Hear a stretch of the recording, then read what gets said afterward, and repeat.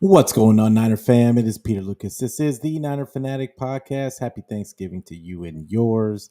I know I'm a day late. Happy Black Friday to you and yours. Hopefully, y'all are getting some deals. Deals just aren't what they used to be. I remember when you'd be seeing news of people just walking around with TVs in their hand. It just doesn't feel like Black Friday. I don't know about the rest of y'all, but uh it's just another day in Ninerland, and we're just counting the days for another 49er game on Sunday. And let's see if the 49ers can turn this luck around. But we're gonna get into all of it. But yeah, let's just hit the music.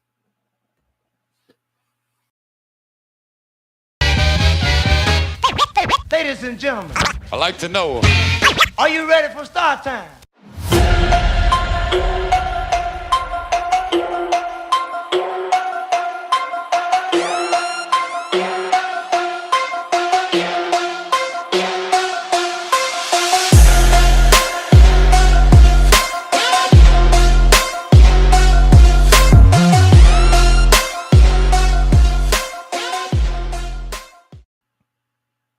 And once again, it is Peter Lucas. This is the Niner Fanatic Podcast. And once again, happy Thanksgiving, happy Black Friday to you and yours. For those that weren't watching the Black Friday game, another game that the Kansas City Chiefs just seemed to slink away with a win and just get out of there with that victory. I mean, 11-1. Uh, I we're not mentioning it. Like they make me sick. But also, okay, so 49ers, we have before we get into it, make sure you get the video like, make sure that you hit the subscribe, make sure that you hit the bell so you get the notifications for when I go live. And yeah, it's been a tumultuous season at best for the 49ers. It's been a long, hard one. This is 2020 vibes, whether anyone wants to admit it or not. And it's just been bad. One injury after another. Let's just get into that right away.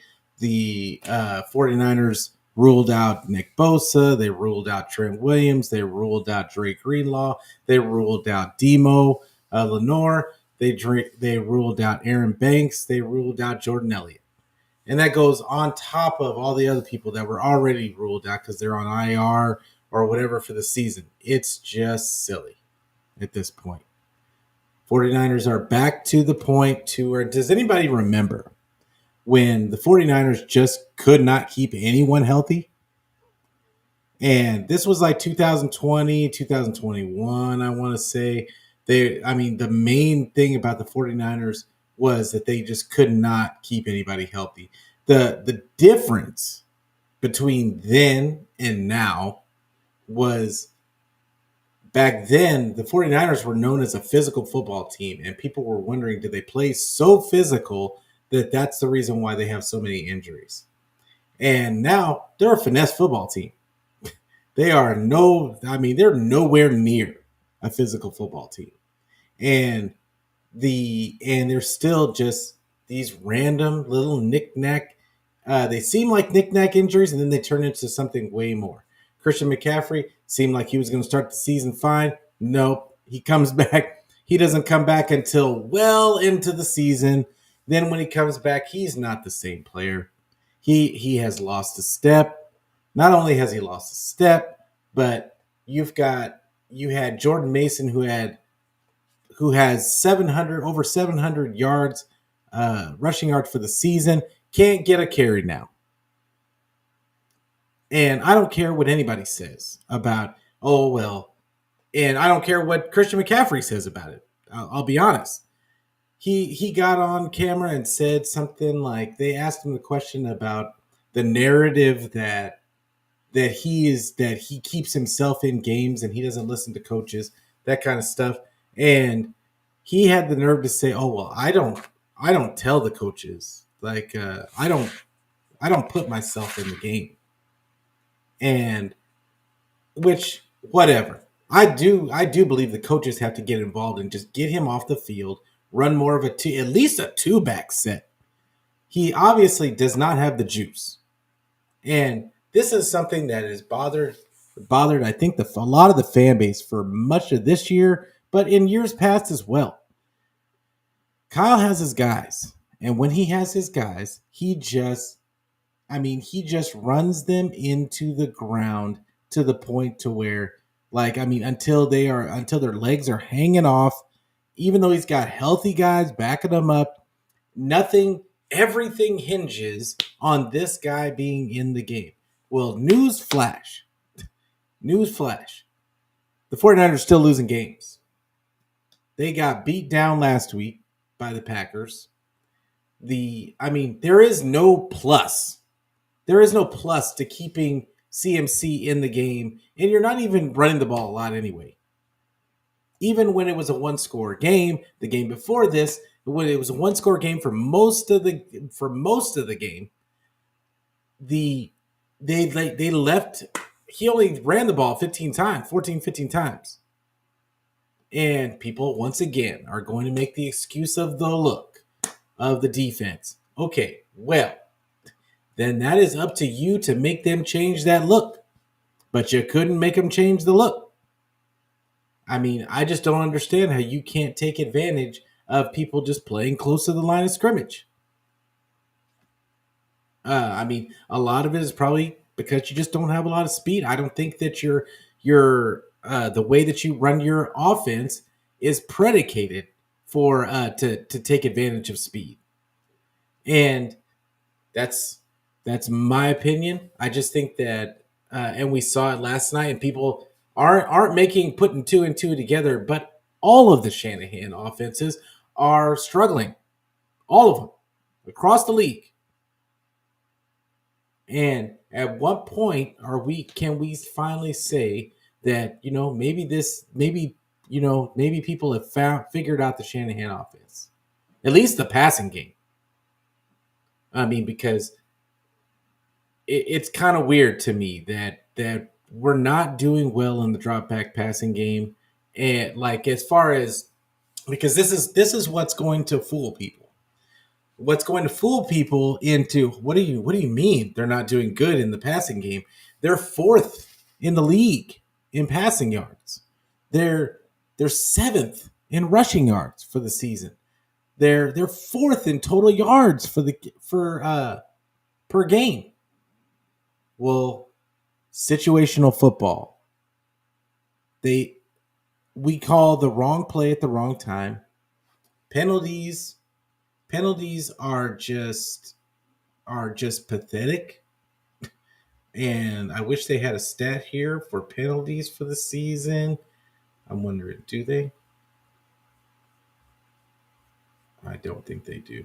Time of possession. But they're seventh in time of possession. There are so many stats that I could go down, and it makes it look like the 49ers are a top team in this league, but they cannot get the job done when they need to. They let penalties shoot them in the foot. Special teams issues kill them in games. The defense has timely mishaps and penalties, but a common theme is just terrible, not just execution, but terrible, just discipline overall. Just terrible discipline by this team. You got one of your captains slapping players in the face on the sideline. You got the same player not wanting to talk to the media, and I don't care what he said on his podcast. It's kind of weird that somebody reports this right away. And it was multiple reports. It wasn't just one guy. One guy started it, but there was multiple reports that he didn't want to talk to the media.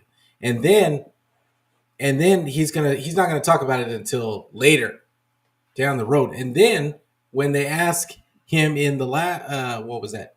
Yesterday, was it yesterday or 2 days ago? I want to say it was 2 days ago. They asked him about his play this season and how it had taken a step back. He didn't want to answer the question. Instead of taking accountability for the fact that he hasn't played well, this is a captain on the team. Uh, Instead of taking accountability for his play this season, he chose to not answer the question. And I don't know. As a captain, I have a problem with that. Uh, what up, McNiner? I appreciate you coming through, fam. Like he said, Jalen Moore and Spencer Burford starting. Yeah, Jalen Moore was actually the best offensive lineman grade wise last week, and but they did say that I heard that it was going to be Ben Barch instead of Spencer Burford. I don't know if that's real or not. I guess we're going to hear from Shanny later. I'm gonna play what he had to say today, as well as Brock Purdy's press conference. But it's I mean, this is pretty bad. Like, and I think my biggest issue for these last few weeks is that what I've talked about for years now with the Shanahan regime is I appreciate the culture that they built. I appreciated the identity of the team. And now neither one is anywhere to be found. There is no identity for this team. They don't have an identity. And then on top of it, their culture, it just seems like you can see the chinks in the armor. And you've got a captain just not wanting to be accountable after they restructure his deal. He's stuck here now. We're talking about a $31 million dollar dead cap hit next season if they get rid of him. So he's here. And Debo is I don't know. But I thought for sure that when they drafted Ricky Pearsall, that was a signal that they were getting rid of, especially Ricky Pearsall and Jacob Cowing. I just assumed that okay, that means that Debo is probably on his way out, because I know that they're gonna go all in on Brock Purdy and his maturation, and you can see it even in what they've been trying to transition this season and really last season, going more to the drop back passing game, not really caring about the run game anymore, honestly. And people might disagree with me, but that's the way I look. Like when I'm watching these games, it looks to me like they just don't care. They don't care to establish the run. It's not about establishing the run to them. And the drop back passing game is terrible. It's just inconsistent. The offensive linemen that you have are not built to run a primarily drop back passing game. They're terrible in pass protection. And when I say they're terrible in pass protection, somebody's going to come in the comments and say, "Oh well, their numbers, the bean counters, here they come," and say, "Oh well, PFF says that blah blah blah blah blah blah blah." I watch the games. Purdy, if they're giving up so much, if they're holding for so much time, and giving Purdy so much time, that's because Purdy is running around for his life, to the point to where he got hurt on the and then there's going to be some people that turn on Purdy and say that Purdy is the reason why our offense is struggling. Not what I'm seeing on the games. I mean, is he missing like these tiny? Is he missing the tiniest window, and he would have had to throw with unreal anticipation? Possibly. But I mean, come on. How about we just get a guy open? How about we just take advantage of some matchups? Like the 49ers have players, and we just don't take advantage of matchups. It's just silly to me. But Papa J in the house, appreciate you coming through, fam. Always a pleasure. No, they said Burford was supposed to play left guard for Aaron Banks. That was what Jason Aponte said early, and then he corrected himself. He thinks that it might be Ben Barch now. I don't know why it wouldn't be Spencer Burford. Spencer Burford played there earlier in the season and did really well. I mean, if you ask me, I'd like to see him at tackle. Maybe not left tackle, but they just got to do something. They got to figure out something. And I just don't think that I don't. And there's nothing to really figure out this season about this offensive line. We know what it is. It was built to prime. I think at some point, like we always think when we're doing drafts, when we're doing our mock drafts every season, off season, we're picking players that we think the 49ers fit in the 49ers system. But then at a certain point, they went away from what when the Aaron Banks pick hit originally a few years back. That was the clue right then that they're not necessarily thinking of doing things the same exact way, even though they try to lie to us and say that he was so good at zone blocking. And then it turned out they made him sit for a whole season to redo his body and everything. And then they hit us with making Brendel the and honestly, I was a Brendel apologist. The man made a Pro Bowl alternate. I'm like, okay, he must be fine. But teams found a way to just take advantage. They're just taking advantage of him every single week. Because then the right guard spot just turned into just a cesspool. Right, the whole right side of the line turned into a cesspool. Right guards were terrible this season. Well, not this season because Pooney has been an epiphany over there. Like, but then McKivitz, we can never have a complete line. There's always cracks somewhere, whether it be McKivitz, whether it be Spencer Burford, whether it be even when Daniel Brunskill, there was cracks when he like because honestly he was a backup. Spencer Burford is a backup. Like McKivitz is a backup utility guy. I would say a majority of our offensive line would be backups, except for maybe Pooney and Trent. Everybody else would be backups on any other team. So it's gotten you know Papa. I would say he might as well start. I don't think it's going to get any better, and he can't sit him out the whole season. I think that he needs to build some what's it called? I think he needs to build some of that. Man, it is right on the tip of my tongue, and not communication, but and not camaraderie. It's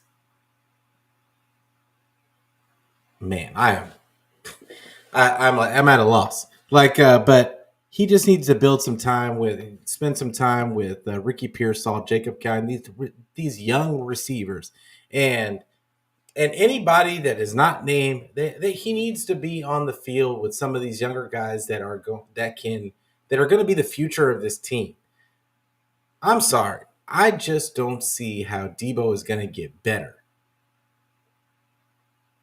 Uh, Thank you, Papa. Chemistry. Wow, that's yeah. Kids just stay in school. The but he's got to build chemistry with these younger guys. He's got to build chemistry with guys not named George Kittle, not named Debo Samuel. I mean, Brandon Ayuk's not even out there. And Jawan Jennings, I feel like Brock Purdy has a great rapport with. I mean, does it benefit us when we're losing? And granted, it's 5-6. Can they still win the division? They absolutely can. But if they win the division, what do the 49ers get at? And people are going to say, well, they can always just turn it on. Okay. I just don't see if they're running the same stuff. I'm waiting for them to just decide to. I don't even think that they can run their old plays anymore. I think they're stuck in this weird middle spot where they've been trying to transition players into a new way of doing things. They used to be a tough, hard-nosed, physical football team. Run the ball, just run it down your throat, like be physical and just wear you down.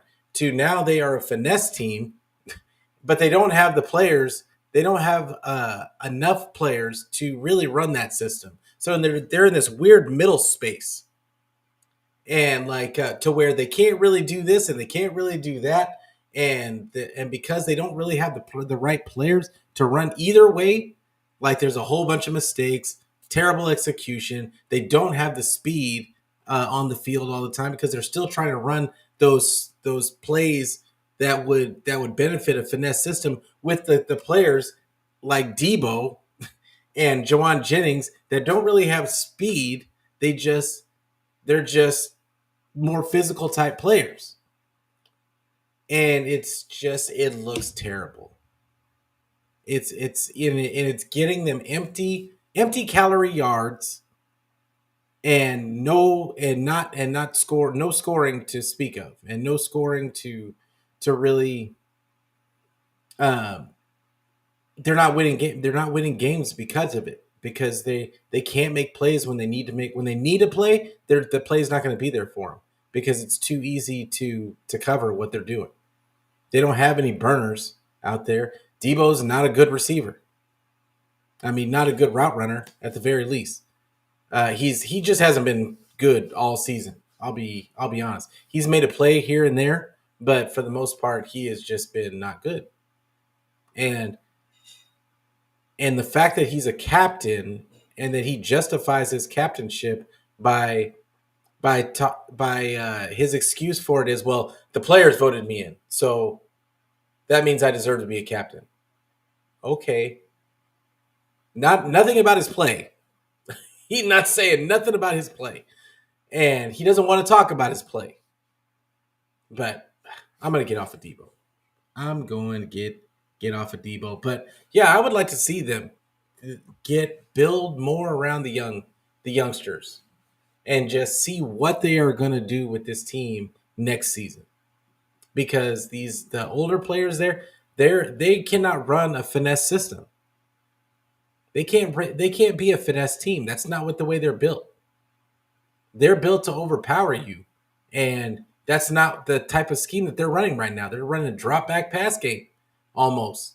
Almost exclusively. I mean, they're not even running a lot of play action. So it's yeah, I don't know how. I don't know how they and Papa says there's a possibility that if we make a run for the playoffs that we end on a positive note at the end of the year, something to build off of, or we could just give up and risk becoming losers forever. As far as that goes, that's what I'm talking about though. You have to lean into those younger players at a certain point and see what you're going to be doing next year and make some momentum for next year. Because the way that you're doing it right now, the way that they're doing it right now, that's not going to cut it. You're going to continue to lose games, and you're going to continue to be frustrated all the way through the end of the season till you're going to have a bunch of drama in the offseason. Because don't think this Debo thing is over. People keep saying, "Oh, this is blown over." They said, "Oh, people are just talking a lot. It's about him and slapping the long snapper on the sideline." They said, "Oh, that's overblown. That's overblown. He doesn't play. He keeps his play keeps being subpar. Then he doesn't want to answer questions. Then he doesn't want to answer questions. What's it going to be next week? Let's say he has another bad game. Hopefully he doesn't. Hopefully we go out there and there's some change. There's some kind of positive momentum on offense. I would love for them to figure out some positive momentum on the get some positive momentum on this next game against the Bills. But the Bills are a good team. I mean, let's be real. Buffalo, and what's funny is if you read off their statistics, you would think that they were a really just average to below average football team. I mean, they're 9-2, but yet and still they're 15th in passing yards, 11th in rushing yards, total yard 15th.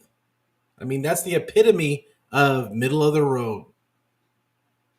Like And Brock Purdy has more passing yards than Josh Allen. Like the James Cook has played all season. He's got Jordan Mason hasn't had significant snaps in what 3 games now, and he's got more rushing yards than James Cook does, their leading rusher. Now, granted, Josh Allen's got 316 rushing yards by himself, uh, but Brock Purdy in hindsight has 267 for the 49ers. But then you've got, I mean, their receivers. You look at their receivers, and nobody scares you. Nobody scares you on that squad. Like, I mean, Coleman, Khalil Shakir, Dalton Kincaid. I mean, none of these guys really scare you. Mac Hollins, Mac Hollins, if he ever got on a team that actually, I mean, of course not featured him, but I've always thought he was a nice complimentary piece. I just think he's never been on the right squad. But and then if you flip it over to the defensive side, their highest guy of sacks is Greg Rousseau with 5.5. Bosa didn't play last game, and he's got 7. Like their interceptions, they got what 3 guys with 2 interceptions, which isn't bad. Like they're pretty good as far as interceptions go. Total tackles like Dorian Williams and with 95, but but this is the stat right here. Points scored per game, they're third in the league with 29 points a game. So they may not have all the yards. They may not have all the rushing yards and the passing yards. Brock Purdy's throwing more yards than Josh Allen, but guess what? They're scoring points. All that DVOA and nonsense that the bean counters talk about all the time doesn't mean anything. Doesn't mean anything when you're watching the games and you're watching the scoreboard at the end of the game and the other team just has more points than you. I mean, time of possession, they are 17th in the league. They are below average in time of possession, but they're 9-2, and they're third in points. On defense, if you looked at their defensive numbers, you'd be like, I mean, the only one that's really kind of impressive is the interceptions. They're 4th in the league in interceptions, but points against, they're 7th. So that tells me that they're allowing, they're 15th in total yards, 13th in passing yards, 13th in rushing yards. Sacks, they're 20th in the league, which means that they're just playing bend but don't break. They're letting people down the field, and then in the red zone, they're tightening up. Same thing that the 49ers did last year. That's what it says to me. It says that this is a very similar defense to what the 49ers had last year, and that they'll let you get yards, but you're not gonna score. And which is what the 49ers have been doing all season anyway. So that's going to really probably just lull the 49ers into sleep if they allow it to happen that way. But and it would be really nice if the 49ers had an identity, had their old identity of running the ball, and they were able to just kind of run it down their throat, because they really don't have anybody that can stop the running game, in my opinion. But they're 9-2. They are 9-2, and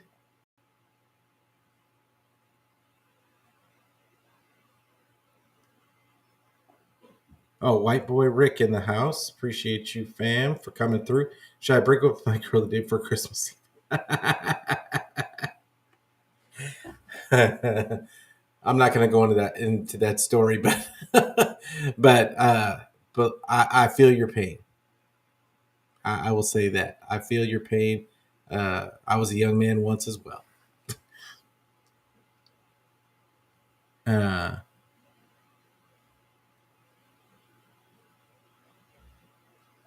That I don't know. Are they scoring more on the air or on the ground? Huh. Do they have that on the sheet? Passing. No, they don't. I don't. Oh wait, here we go. Passing. I mean, they've got Josh Allen's got 18 touchdowns passing, with only 5 interceptions, as opposed to Brock Purdy, who has 13 touchdowns and 8 interceptions. So he's got five more passing touchdowns, and then Brock does. And I'm just thinking, it is week what 13. This is week 13, right? Where'd it go? I got rid of it, didn't I? Let's look. This is what, 1, 2, 3, 4, 8, 9, 10, 12. Yeah, this is 13, week 13. So, I mean, we're in week 13. We only got 1, 2, 3, 4, 5, 6. 6 more games. Put at 12. He might get to 30. I'm thinking that he might get to a little over 30 touchdowns. So that I don't know. I feel like that's average. I don't think that as opposed to you've got James Cook's already got 10 touchdowns rushing. Yeah, like receiving wise, they don't have one receiver with more than 3 touchdowns. And it's week 13.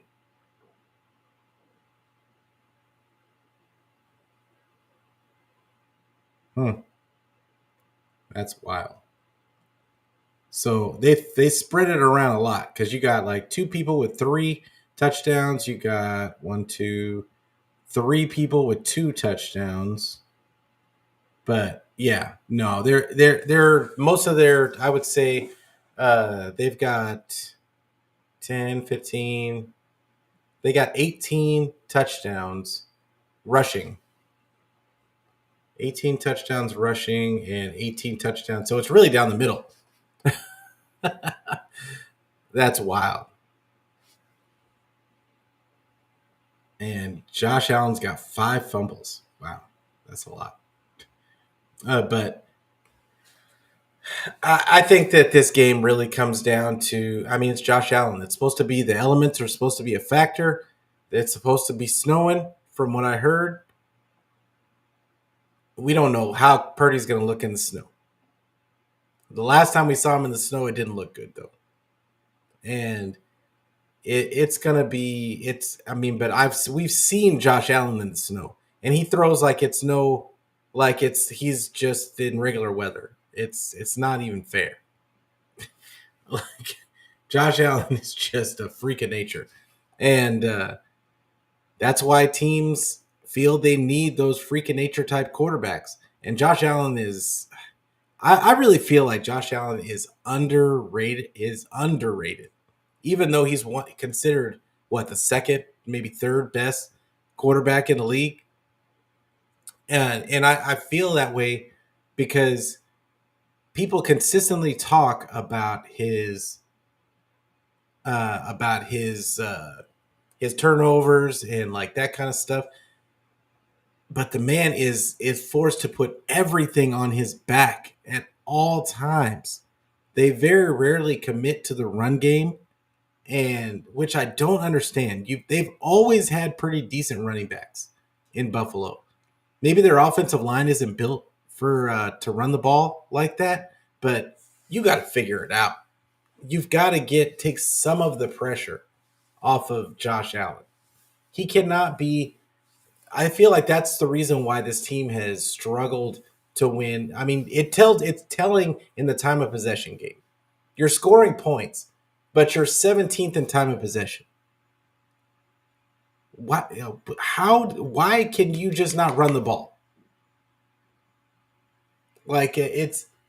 You've got a freak of nature at quarterback. He's scoring points, but you can't run the ball to take some of the pressure and and give your defense a break on the sideline. It's simple football. It really is simple football. And but these guys and their analytics and all of their nonsense, the bean counters, they keep trying to rewrite the book, rewrite the rule book of football, and sometimes it is what it is. Stop trying to change. Stop trying to reinvent the wheel, and just do the things that are right for your football team and for your quarterback. Like there's no quarterback that hasn't benefited from a good running game. None in the history of football. You got a good back in James Cook. He's already got 10 touchdowns. He's got 500 yards, almost 600 yards rushing. He's almost got 600 yards rushing. He's averaging four and a half yards a carry, which it's average, I would say. But I mean, that's about the same thing as CMC. Like what is CMC averaging? CMC is averaging 3.5 yards a carry. Jordan Mason is averaging 5 yards a carry.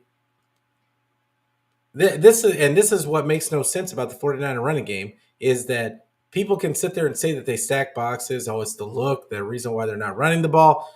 But when your guy is averaging 5 yards a carry, Isaac Garendo averaging 6 yards a carry. I mean, it's just silly. It's silly. But the difference is Jordan Mason's only got 3 touchdowns on the season. Brock Purdy's got more rushing touchdowns than Jordan Mason did. And Jordan Mason has 700 yards, over 700 yards rushing. It's the 49ers statistics don't make any kind of sense. They go against every norm and every way that you would think of stat watching in football. Usually this statistic means this. But if you don't watch the games for the 49ers, you would think, well, how are they 5-6? Look at all these statistics. But you have to watch the games to see how bad this team actually has been playing. And they don't and the 49ers, what's not put down here is that the special teams is ranked 31st out of 32. That is not a recipe for. There's a reason why they call it the three facets of the game. You got to have all three.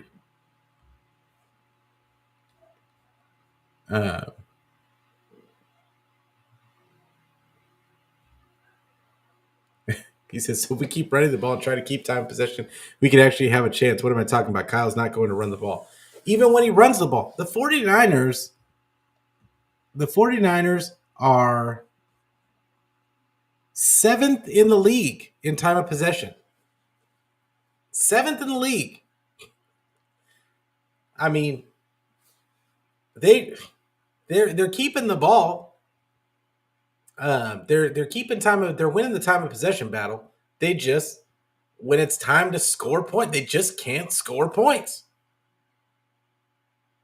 And they're making dumb mistakes, dumb turnovers, dumb penalties, just ruining drives, missing field goal kicks, or settling for field goals.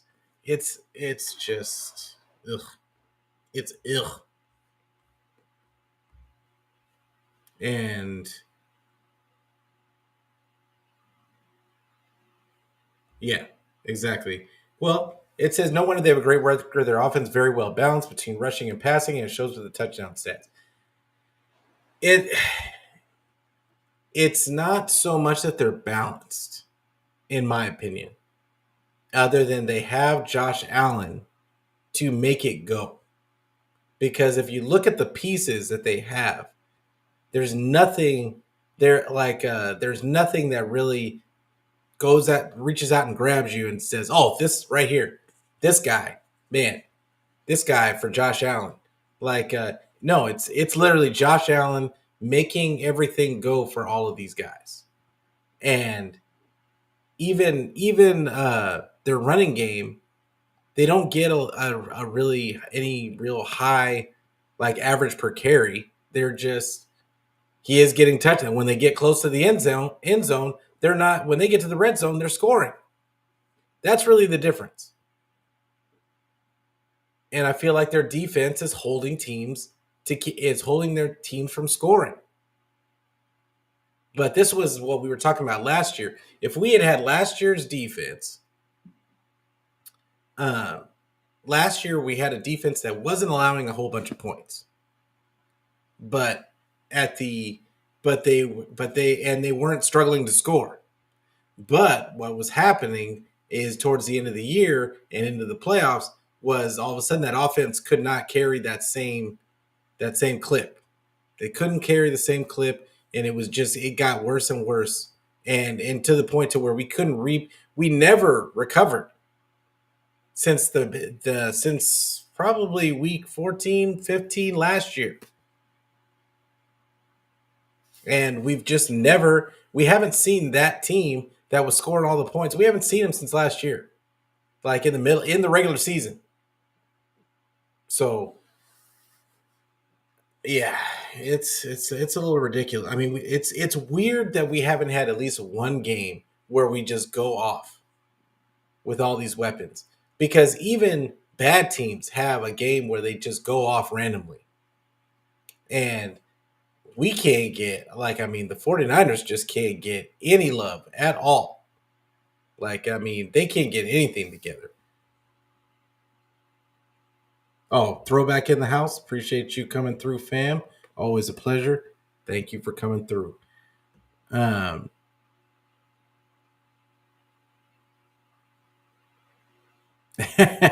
Papa says, "You're right. They just have to keep it simple with all these genius and complicated Kyle offensive plays. I'm going to start calling them the 49er Globetrotters." I mean, you're not lying. Like all the special motions and all that stuff just to get a legal procedure penalty or a what's it called, false start, or a holding penalty, a random holding penalty, and some of them aren't even legit. Some of them, I feel like the ref is calling the penalty because he doesn't know what he's seeing. He just doesn't even know what he's looking at. But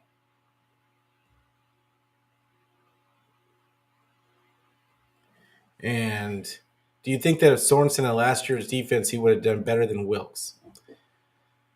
I mean, I don't know. I think Wilkes was not a good fit for Kyle, and I just don't think that they got along. And what I think that they should have allowed Wilkes to implement what he wanted to do on this. When if you're going to hire him, let him run his defense. If you didn't want him to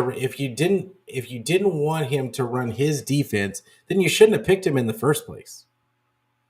Sorensen, we should have known, but I know I was talking about that, like there's probably going to be growing pains, and that's what I see a lot of. I see that because if you look at the defensive ratings, they're really not that bad, and I don't think that the defense is really that bad. I think that the offense hasn't, because they're not scoring points, it makes the defense look so much worse than what it is. And I think the defense would be put in much different positions if the offense would just score points when they get run all the way down the field and end up getting away with a field goal or no points at all.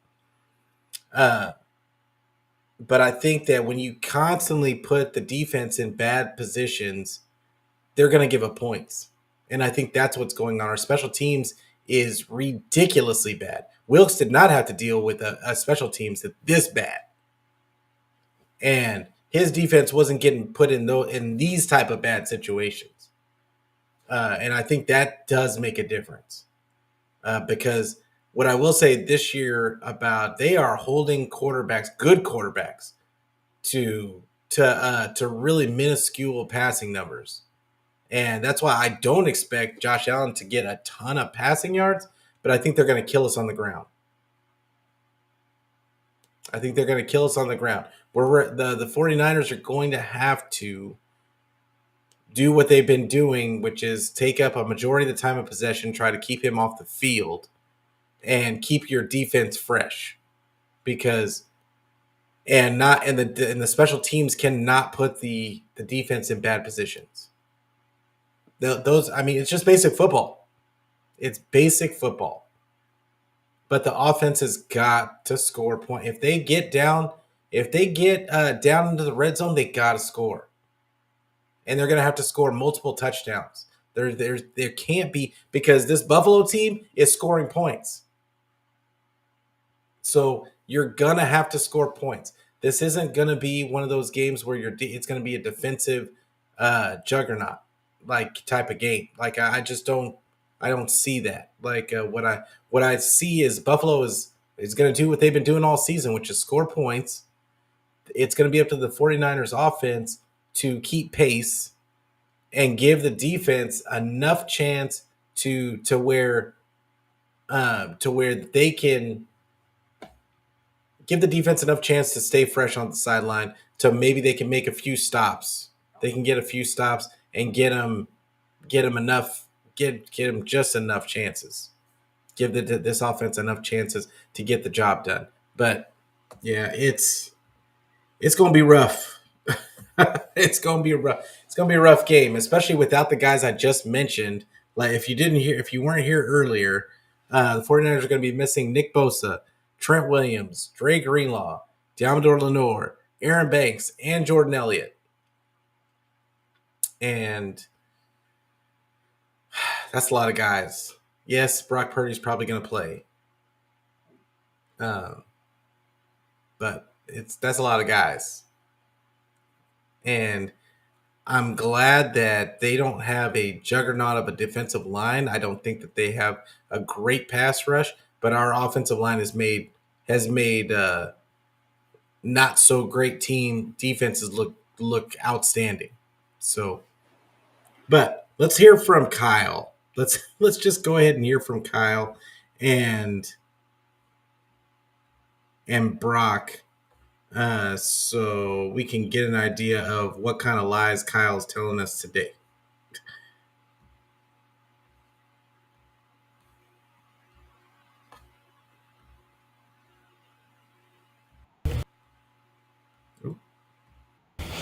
All right, guys. Injuries for the game. Aaron Banks will be out. Jordan Elliott out. Demo Lenore out. Nick Bosa out. Trent Williams out. Greenlaw out.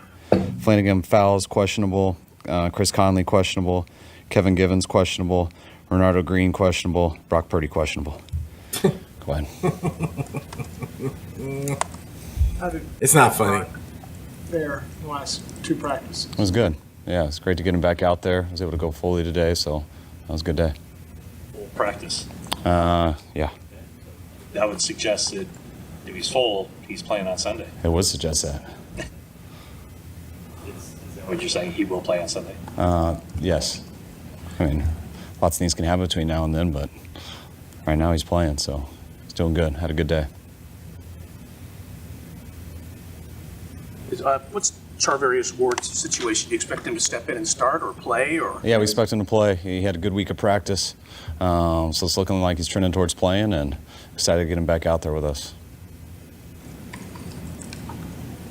With Lenore, is that a bruise? That's not ligament damage, right? It's Right. just the banging of the knee? Yeah. It's just deep bone bruise? But Yeah.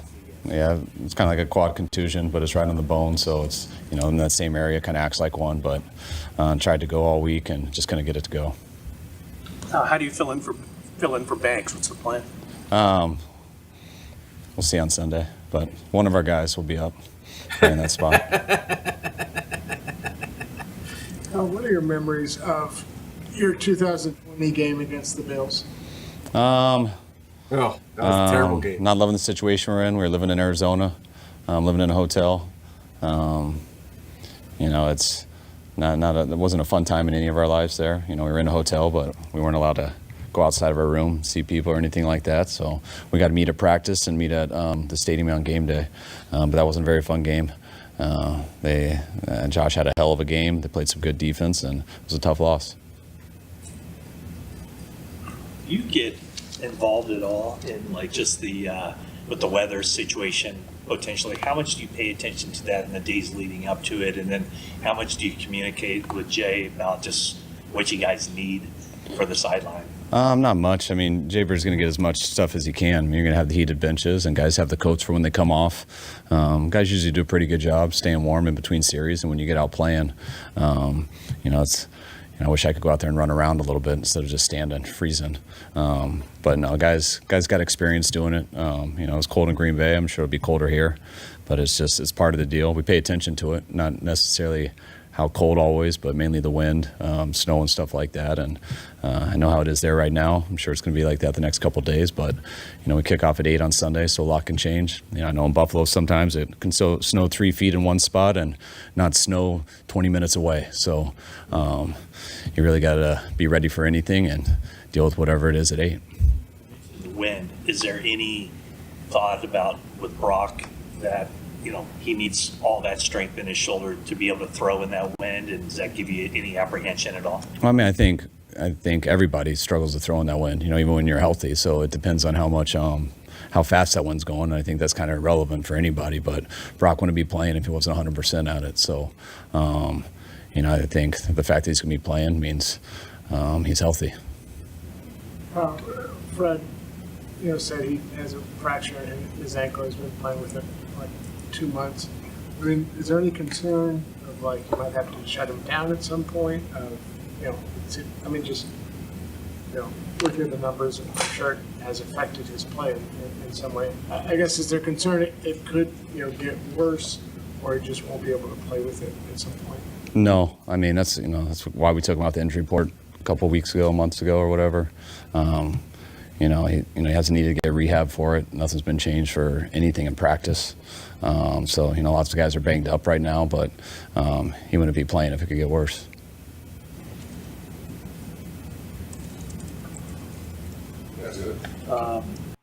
I would say, real quick, about the Fred Warner injury stuff. I think that they know, and Fred knows, that if he's not out there, like they could kiss any semblance of this defense, you can kiss it goodbye. And I think that's why, like, without him and Greenlaw, there's no way that this defense could function. There's no way. And I think a lot of people like kind of piled on Fred, and I saw a guy that, and I mentioned this a few times on my show, I see a guy out there trying to do too much. He's trying to make business decisions and guess, trying to make plays, and he's doing it, and obviously he wasn't moving the same, but I feel like he was doing a lot of guessing and trying to make a play. And it just wasn't, he couldn't play like he normally would because he doesn't have the same guys around him. I think it comes down to trust, honestly. With all the missed tackles and all the other stuff, and that are not Fred Warner, there's a lot of people missing tackles. Fred is out there trying to make plays and trying to just do it himself, and you just can't do that. You just got to make plays in the area where you are now. I think that sometimes when you're in a position like that and teams are trying to take advantage of other guys on the team and kind of throwing away from you because you're the one bright spot, it's kind of like it's at that point. It's like that guy that in the rec league basketball game that everybody they're trying to pick on, like he's the only good person. The rest of them suck, and he's trying to do everything. And he's catching his own passes and trying to do everything himself. And I think that's what Fred has been getting a little bit caught up in. Just trying to make this defense better than the sum of its parts.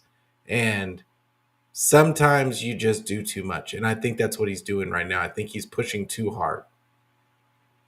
And it's making him not look so hot because he's missing gaps and missing this, that, and the third. But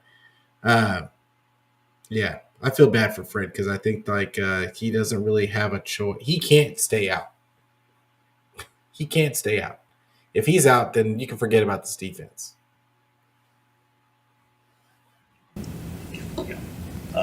Greenlaw, how did he make it through the week? He had a real good week. It was great for him to get him back out there. It was great for us. We loved having him around. Just that first week of, coming off Achilles, I think it's so crucial for the confidence of a guy. Got a lot of scout team reps, did a lot of individual stuff with the guys, and it was a great week, and hopefully next week will be even better. I know coming into this week, you guys pretty much already determined he wasn't going to play. Right. Are your minds open next week that potentially he could play here? I think they're open to it, but also the game after that's a Thursday night game, so it's I think that makes it a little harder, so we got to see how he feels and stuff, but with those games being so close, it's that's a problem too. So I'm not going to decide at all right now. We'll see how next week goes, but I'd say it'd be an outside chance. Did he show flashes where he was moving like Dre? Oh yeah, when guys come back, they come back healthy, So guys come back and they can move. They got fresh legs, they can go. But it's about getting that confidence to react. They've been moving full speed for a while before they come back to football. But when you come back to football, it's not really planned running and stuff. You got to react and cover people and backpedal and stop on a dime and go explode forward. So it's more about guys just getting that confidence because it's such a traumatic injury when ripping your Achilles and stuff. So he moved great. It's just about building that stamina, building that confidence up. So he's ready to get into a football game. Have you any sense of when Trent or Bosa could return? No, we understand kind of what's wrong with them. It's just kind of how it heals. And the guys, Trent especially hasn't been healing the way we hoped. Hopefully they got a better chance next week, but they ended up never getting back into. He's old. What are we talking about? And this is another reason why we've been talking about for over a year, 2 years now, that they needed to draft some offensive linemen to start planning the exit strategy for Trent Williams. I don't know how long you expect him to play. He's missed games every single season. So for you not to be prepared for it is wild. But I will say this, Jay, what is his name? Jalen Moore, he did play okay last week. Let's see if he can make 2 in a row. But back in practice this week, so ended up not being that close. Will they stay behind? Yes, they will. All the guys who are out will stay behind. I believe so. All right. Thank you, Kyle. All right, guys. all right. Let's hear from Purdy real quick. I want to say something Papa put out there.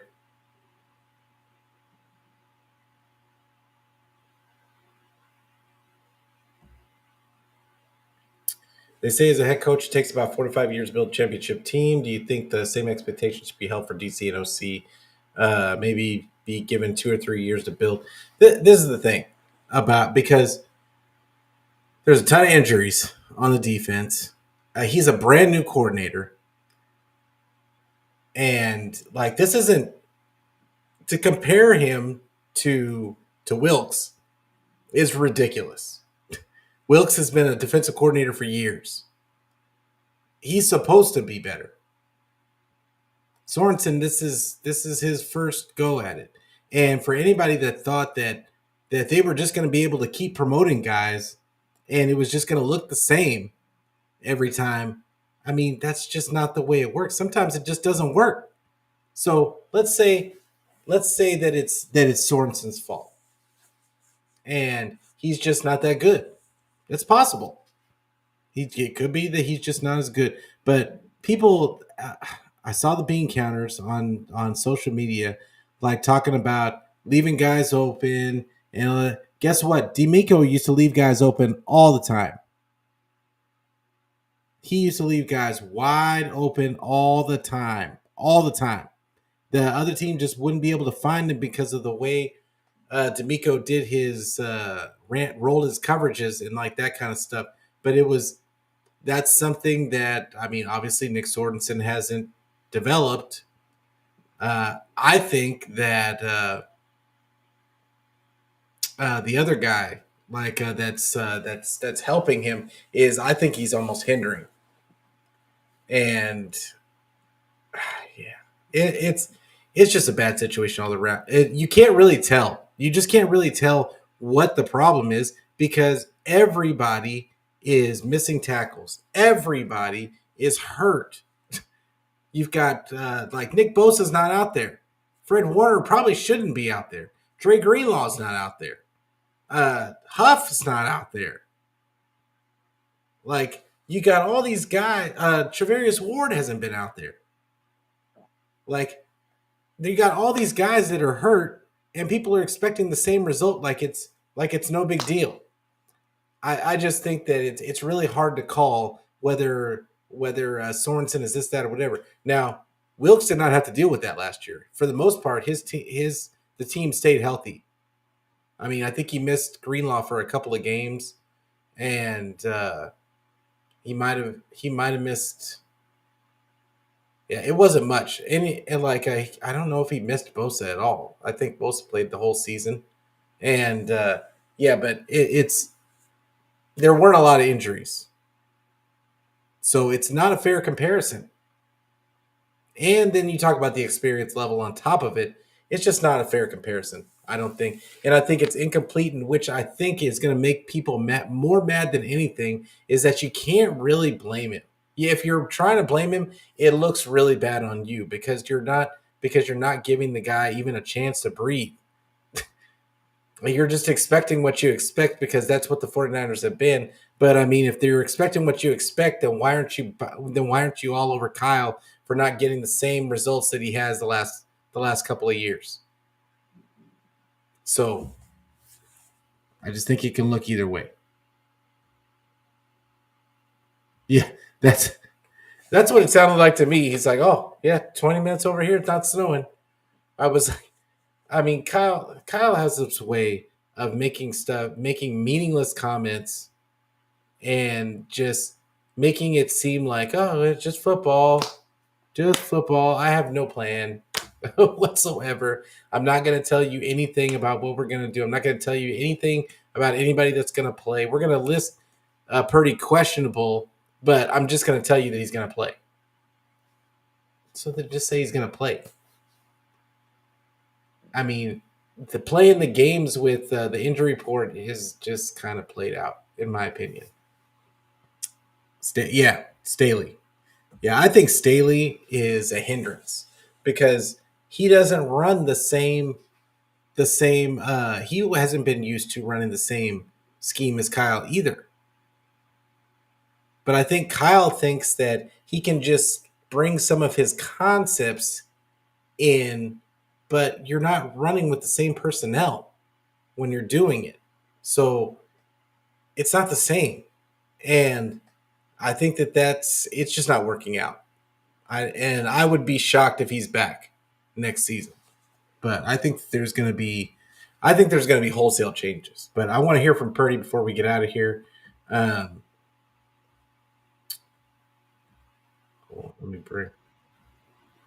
me bring him up.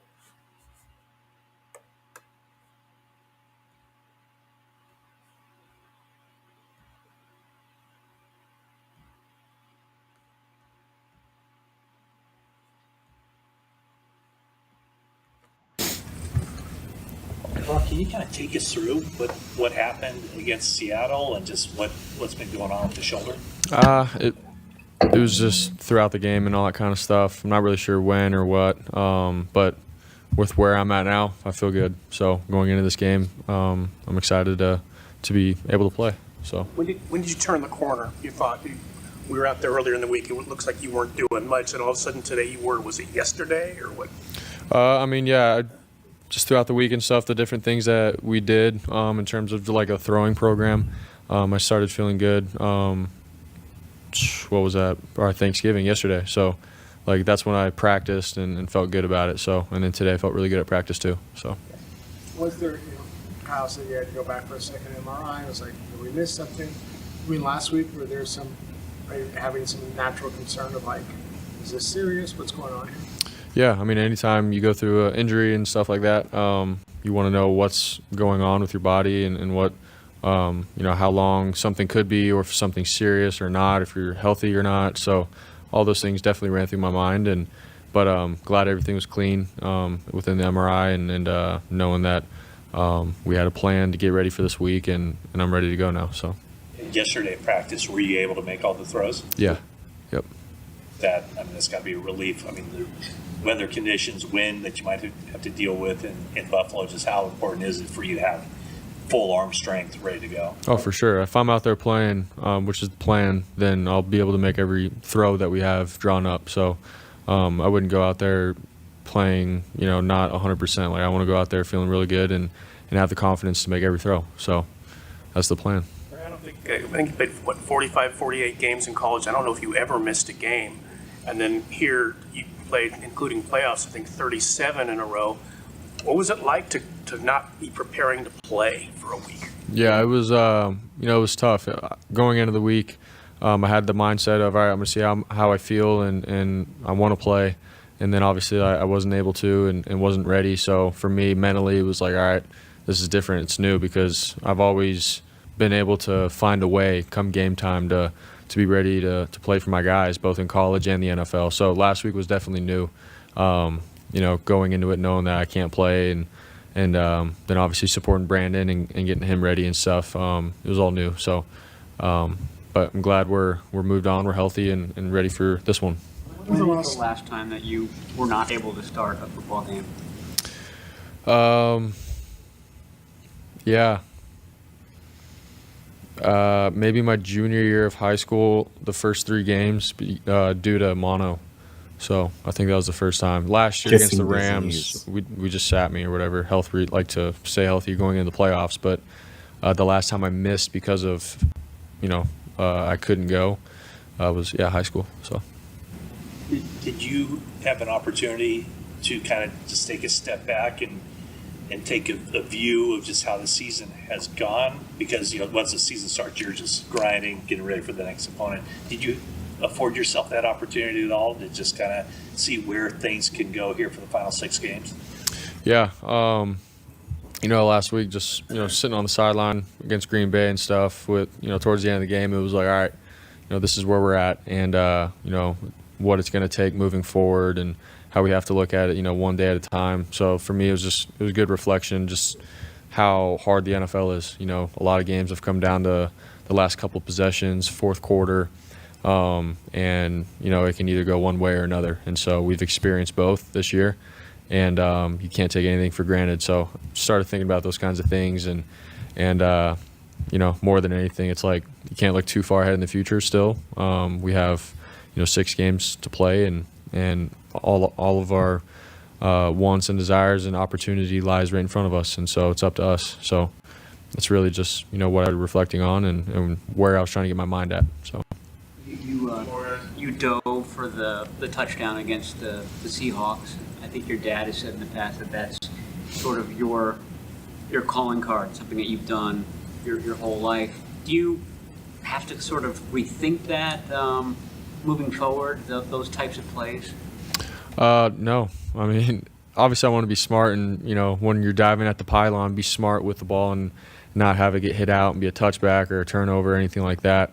But, that's part of my game of, being able to move around and do what it takes to get in the end zone. And I've done that, high school, college, and then NFL. So, obviously be smart, protect myself kind of thing. But, it's my competitive nature. I want to make it happen if I can. So, and being smart about it. So. Go play a team as daunting as Buffalo without the left side of your starting offensive line. How do you process that? Yeah, I mean, obviously you'd love to have your guys that are starting play, but, I mean, that's the NFL, and I have all the trust in the world in the guys that, we have behind our starters. And so Jalen Moore, I think, has done a great job coming in, and then Ben Barch, we know he's had history of playing as a starter in the NFL. So that's part of the game. Guys get banged up, guys get thrown in. But with the unit that we've had, I think we've had guys that have a lot of reps, and trusting them for sure. So just got to go out and compete and get it done. Similar question, but not when you're not diving, for a touchdown. There were, I don't think you slid against the Seahawks, and there were, instances where you took some decent hits, maybe, 2nd and 18, and you gained 4. I mean, are those things that you have to, I realize your adrenaline's going, you're competitive, but, you have to maybe rethink those type of situations? For sure. It's a long game. It's 4 quarters. It's a long season. And so, when it's 2nd and 18, just like you said, instead of, getting a gain of 4 and lowering your shoulders and trying to get everything you get and being a competitor, I mean, I think it just comes down to the situation and being smart, not only just protecting myself, but for my team. I want to be available to play and compete for my team and my guys around me. So definitely got to think about all of those things and just be smart. How can I check the ball down, get the ball into a tight end or receiver's hands, running back's hands as a check down. Definitely got to think about those things. So it's the NFL, and I have to learn, as we go, and to be smart and protect my body for sure. All right, thank you, Brian. Thanks, guys. All right. So, with Brock, I think the biggest issue, I'd like to see him more that actually Brandon Allen did a pretty good job of, is just throwing the ball away. There's times when there's nothing there, and I don't want you running up and down everywhere and putting yourself in harm's way. Just throw the ball away. And then the next thing is just trusting what you see. I need him to trust what he sees. I need him to just start hitting the open guy. If he's not seeing it but there's an obvious guy underneath that is wide open, just get him the ball. Stop trying to run around and make a bigger play and just take the yards. Just take the yards. Everything does not have to be an explosive. Everything does not have to be a 12, 13-yard gash play to where a yak play. Everything does not have to be that. I think that this 49er offense has to just, if they're going to be a drop back passing team, they've just got to get used to just hitting the open guy. Just hitting the open guy and taking what you can get when you can get it. And stop making it about huge plays and taking advantage of the defense, blah, blah, blah, blah, blah. I think that you have to do what those types of offenses do, which is just hit the open guy, get your little small 5-yard gains, 3-yard gains, 7-yard gains, and just methodically move yourself down the field. I think that's what it's going to take. Will they actually do that? I don't know.